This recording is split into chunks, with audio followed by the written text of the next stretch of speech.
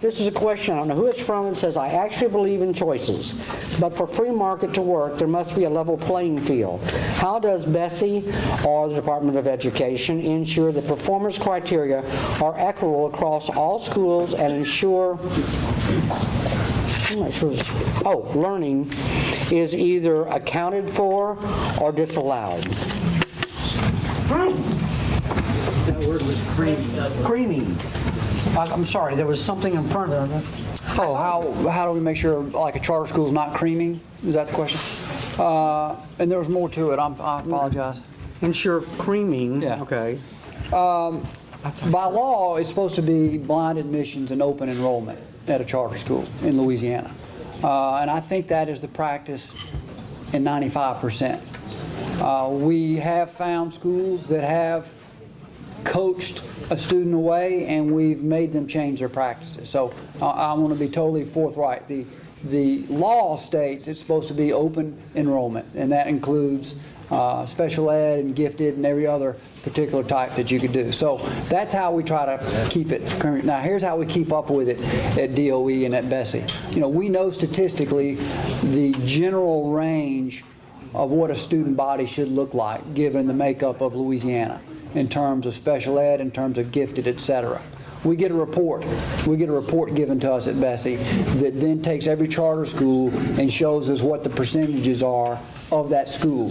And if one is drastically out of the range, then they're given a visit to find out why are they out of the range. Is it just by circumstance, or was there something there going on that led to that being out of range? So it's a very good question, and it's one that we do monitor and one that we're sensitive to.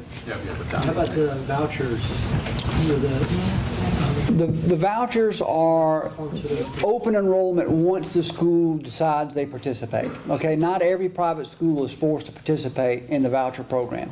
Once a private school does participate, and there was a question that alluded to this earlier, is how do you match them up? The school doesn't actually get to choose a student.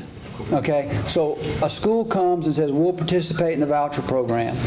We then we produce that list for parents to look at. Parents then make their choices, and then we match them up. The school's actually not allowed to make that choice. We make it for them.